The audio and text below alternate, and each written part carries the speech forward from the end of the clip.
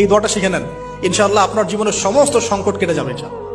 আমি নিজেও এই দোয়াটা বেশি বেশি করার চেষ্টা করি। দোয়াটা হচ্ছে, মুসা আলাইহিস সালাম একটা গাছের নিচে হেলান দিয়ে বসলেন, বসে দেখলেন দুজন মেয়ে দাঁড়িয়ে আছে দূরে, পানি নিতে পারছে না। লোকজন পানি নিয়ে যাচ্ছে, ওরা দাঁড়িয়ে আছে বেচারি।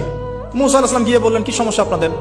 তারা বললেন যে আমাদের বাবা অনেক বৃদ্ধ মানুষ, আমরা পানি নিতে পারি না যতক্ষণ না আমাদের কম পানি নিয়ে চলে যায়।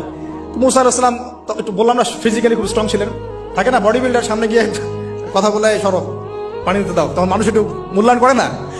তো মুসা আলাইহিস সালাম এভাবে পানি নিয়ে দিলেন এবং বাছুরদেরকে পানি পান করালেন, করিয়ে গাছের নিচে এসে বসে আছেন। বসে বসে তিনি দোয়া করছেন, এই যে দোয়াটা তিনি দোয়া করছেন, রব্বি, একটা নেক কাজ করলেন, নেক কাজ করলেন না, মানুষের উপকার করলেন, নেক কাজ করে এসে গাছের নিচে বসে দোয়া করছেন, আল্লাহ এখানে তো আমার খাবার পানি বাসস্থান কিছুই নাই, আমি কি করব? রব্বি ইন্নী লিমা আনজালতা ইলাইয়া মিন খায়রিন ফাকির, রব্বি ইন্নী লিমা আনজালতা ইলাইয়া মিন খায়রিন ফাকির।